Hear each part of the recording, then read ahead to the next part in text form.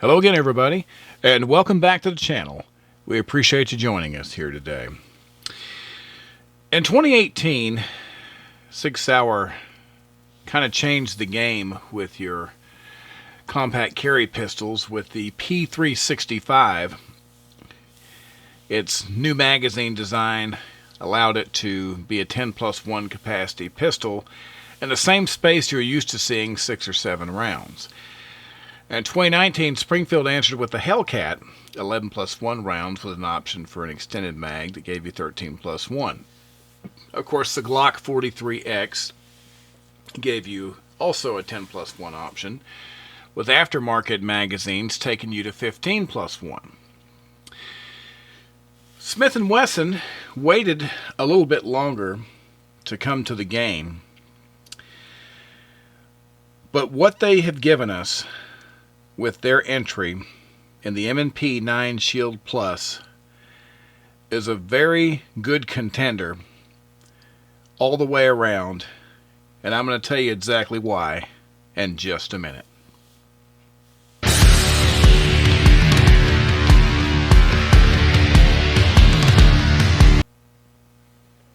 And once again, welcome back to the channel. We appreciate you joining us. If this is your first time coming to the channel, or if you've been watching our videos and you just haven't had a chance to before now, if you could take a moment to locate that lower right hand portion of your computer screen there and hit that subscribe button for us. If you're on a mobile device, you can scroll down below the video and you can hit subscribe. Don't forget to hit the bell icon because it'll let you know whenever we do something new. It helps out a lot and we really appreciate it. So, today we're talking about the M&P9 Shield Plus. This is a gun that, quite frankly, I was expecting to come out at some point in time. During the intro, we were talking about the 365, when it made its arrival, and then the Hellcat, and of course the Glock 43X. So you have all these different pistols that have got that 10+1 or better capacity where you were used to seeing 6 or 7 rounds. And one brand that was notably absent from that list was Smith & Wesson's Shield. So when this gun came out, I was actually pretty excited to see it happen because I think it's something that's gonna solve some problems for some people, but basically it just makes a gun that a lot of people already like and trust that much better with the new capacity. But anyway, one thing we always like to start off doing here, of course, I always do a little comparison. And remember, my comparisons that I do here, it's about carry. So as we compare these, keep in mind I'm looking for overall size, weight, and feel of how the weapons carry. Now, the guns in my collection, the Glock 43X here, is the closest as far as overall size and weight that feels the most like this M&P. So if you look at them, you see that the overall dimensions, they're pretty close. They're obviously not exact, but you can look and see that the length of the slide, the grip is pretty close. When you turn them over and you look at the slide length from the top and you see the width of the slide, you can see they're very, very close. And then you look at them from the rear, from sight to sight, and then to the bottom of the grip, you can see they're extremely close. There's your sight pictures on both those weapons. So in my hand, these guns feel strikingly similar as far as how they feel.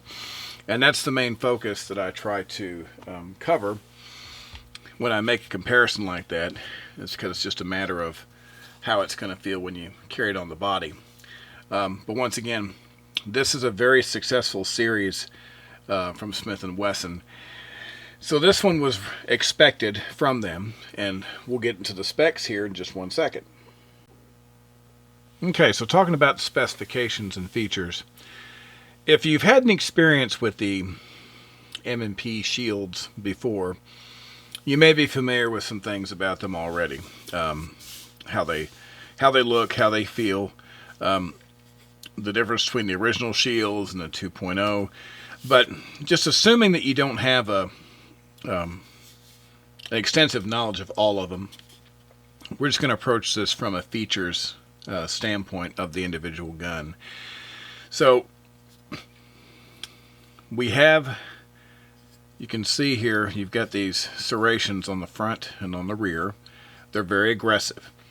So you can use these serrations, and there's also kind of a step here. If you go to the back, this back serration almost feels like it's a little bit deeper than the rest of them. If you wanted to, push that off on something to cycle the slide.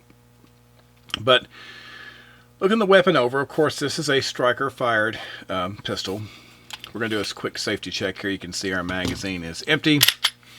And if you look, you can see straight through to the bottom there. You can see your feed ramp, so you can see that the barrel is empty. So we are 100% safe here. You've got a 13-round magazine that is, of course, your extended mag. And you also have the 10-round, which is the flush fit magazine. Now, the flush fit magazine obviously makes it a bit easier to tuck away, but you, of course, are going to sacrifice a little bit in the grip. Now, it's not as big of a deal as I might have thought, because the texturing on this grip is very good. So when you have a 2-finger grip on the gun, now normally if the gun doesn't have finger grooves on this smaller space, I'm usually, they kind of lose me at that point. But this is pretty good. I still prefer the 3-finger grip. By the time you get this magazine in here, it doesn't make the gun that much bigger, but it does give you the extra rounds. And it just feels so much better. By the time you have all 3 fingers on the gun, it doesn't even feel like a compact pistol. It feels like a much larger pistol in my hand. And I like that. So, moving right along here. If you look at the sight picture, you can see we have a white dot sight set up. The rear sights are all the way to the rear, which gives you longer sight picture to work with, which is not bad. You've got your takedown lever right here. We'll get to that in a minute whenever we cover your maintenance and your cleaning. Of course, you got your slide lock / release, and then here's your manual safety. Now, this is available, this model that we're using for tabletop testing here today. Of course, once again, as always, we're going to give a shout out to our friends over at Don's Weaponry for providing us this beautiful M&P9 Shield Plus to use for a tabletop today. Don's Weaponry is a big supporter of firearm safety and education, and we do appreciate their support. This particular model, once again, like I said, I have the manual safety. It's available without it. And we were talking about the sights. The sights, you also have the option to get a tritium sight set up for this gun. Now, on their website, when you go to select those options, the only way I could see to get night sights was to not have the manual safety. And with the manual safety, you had the white dot sight. So that may change. I've often seen Smith & Wesson's sight have certain options and it change over time. So I'm sure there's going to be different configurations available. You notice the magazine release is here, and if you're used to the Shield pistols, that's typically where you're used to seeing that. Nothing's different there. Now, as I look this pistol over, there's just something about it that seems different, and you just can't quite put your finger on it unless you've shot an M&P Shield before, and that's right here, this trigger. Look at this flat face trigger.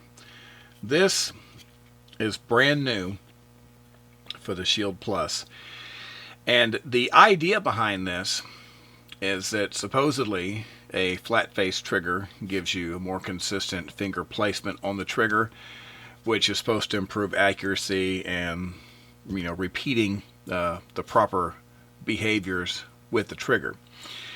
We'll talk about whether that's actually true or not whenever we get to the range portion, but that is an interesting design feature. And once again, I mentioned the texturing. You can see they've done a really good job. Because if you are familiar with the earlier Shields, there were patches of without texturing on this, and they've done a really good job of covering that entire grip. And of course, even the magazine, the extension, has got a really good grip surface on it.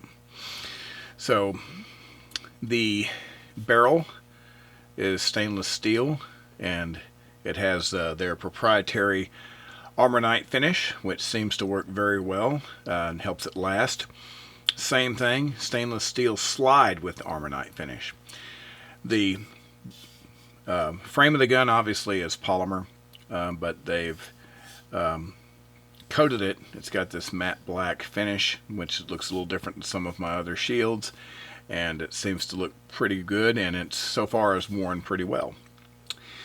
So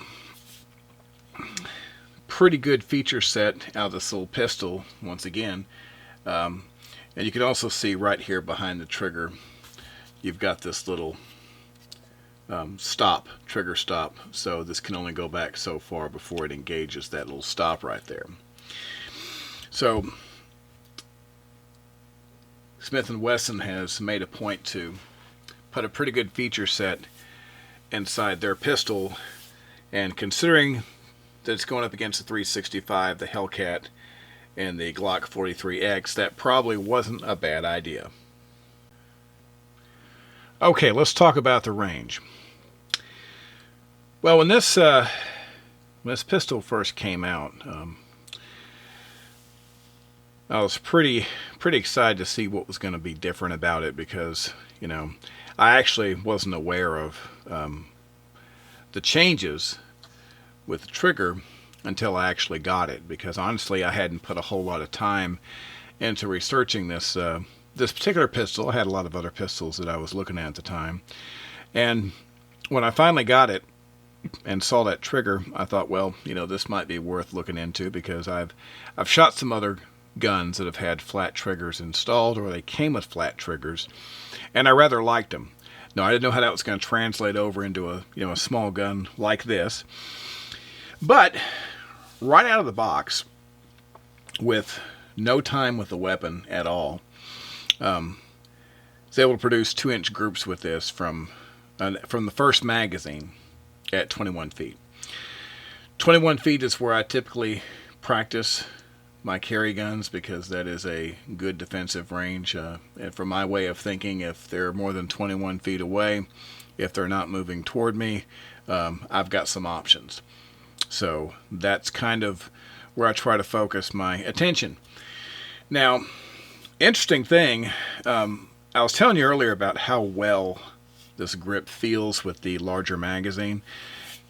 It just doesn't feel like a small gun, and it's so comfortable. As a matter of fact, whether it's one hand or two, your hand fits so well on this pistol that I decided to do a little longer range shooting. So even at 25 yards, I was hitting some really respectable groups with the little gun. I was actually having a lot of fun with it. I want to do some outdoor shooting with it pretty soon.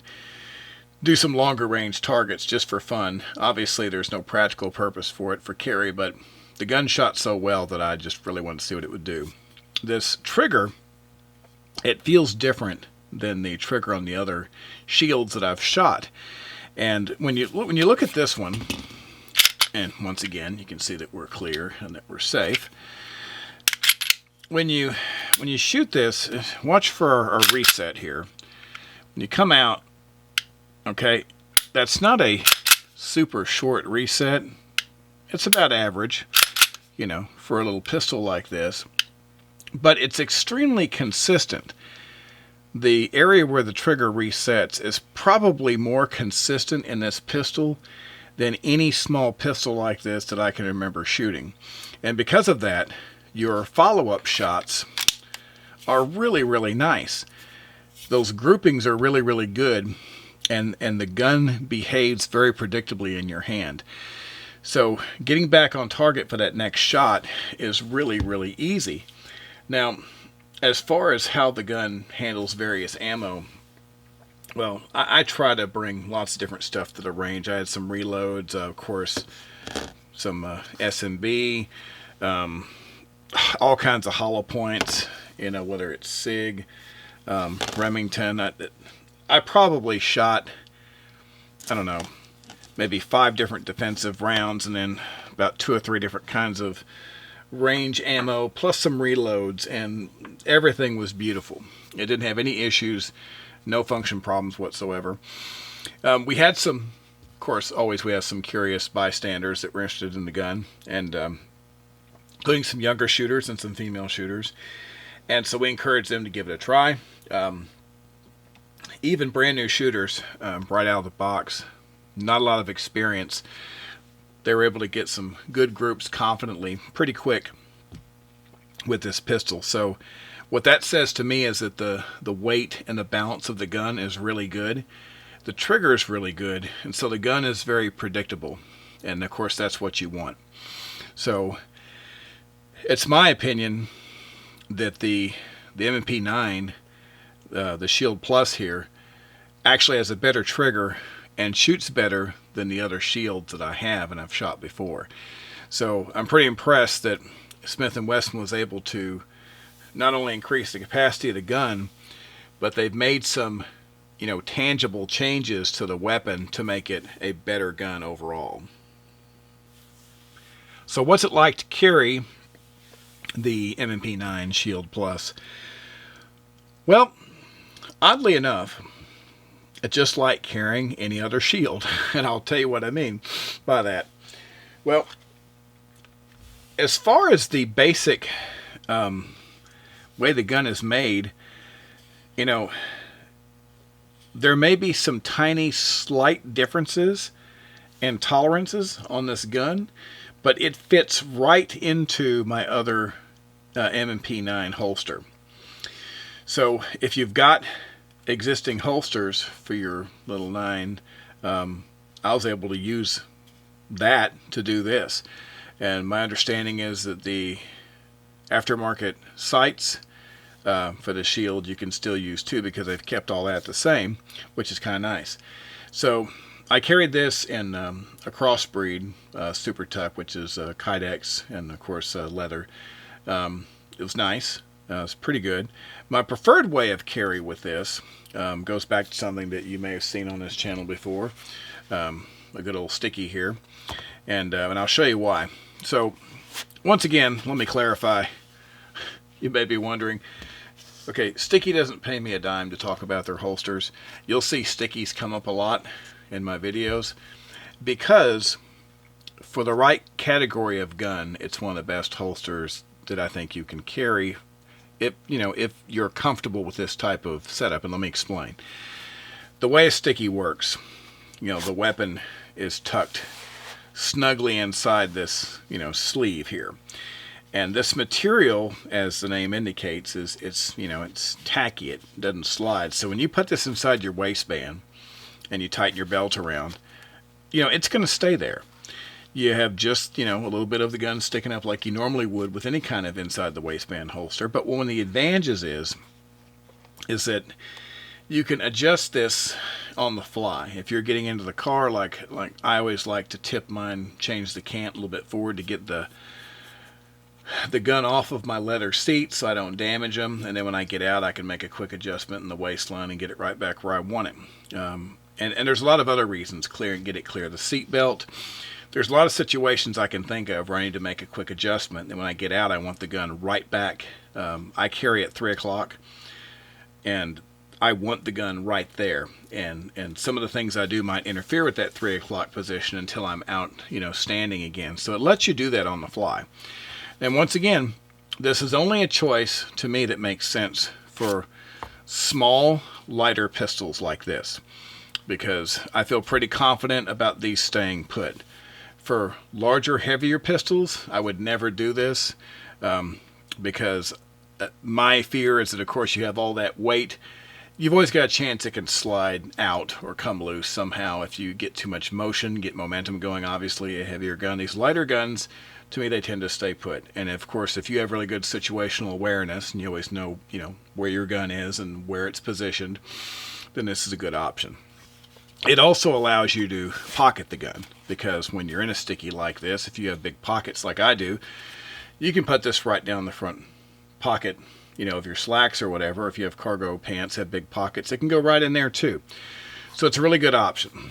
So in the Sticky, carrying the gun around. It wasn't long after I had this in the holster that I went about my day that I forgot that it was there. And one of the ways I can testify to how well a gun carries is me doing that, forgetting that I've got it on my hip. I always know I have a gun. I don't mean that as far as awareness, but for you to not be thinking about the weight, for you not to be thinking about it being uncomfortable, that means you've got a good choice there. So M&P 9 Shield Plus, extremely comfortable for carrying, as you know.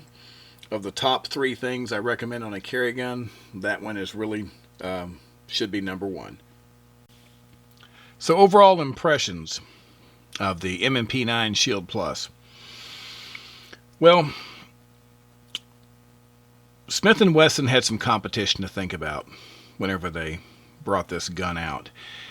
And like I said, you know, the 365 came out in 2018, then the Hellcat in 2019, of course the Glock 43X.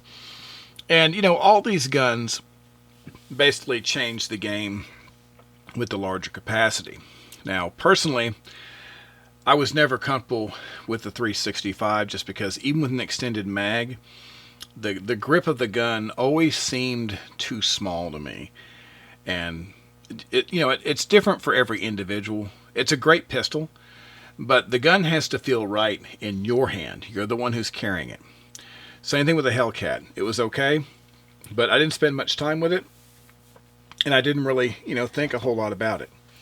Glock 43X. Well, I ended up getting, the 43X, the 48. I have a 43. And the 43X, the grip on it is really good. It's really solid, whether it's a two-hand or a single-hand grip. I feel like I've really got something solid going with the 43X. And that's exactly how I feel when I pick up this gun. When it's got the extended magazine, it feels like a larger gun, but it's not a larger gun. It grips like a larger pistol. The great trigger system, it shoots like a larger pistol. So it has the stability and the accuracy and the trigger of a bigger gun and a smaller gun that allows you to carry 13 plus 1 rounds of 9mm confidently in a platform that Smith & Wesson has already proven to be extremely reliable and extremely popular. So as far as I'm concerned, Smith & Wesson's just made a really good gun a whole lot better. Alright everybody, that's going to do it for this video. We once again really appreciate you joining us. And once again, if you haven't had a chance to subscribe, you can locate that lower right hand portion of your computer screen and hit the like button. If you're on a mobile device, just scroll down below the video and hit the like, and then hit the bell icon. It'll let you know whenever we do something new, and we appreciate it as always. We'll be back soon with another video for you. Until that time, as always, stay safe. We can't thank you enough, and we'll be back soon. Thanks a lot.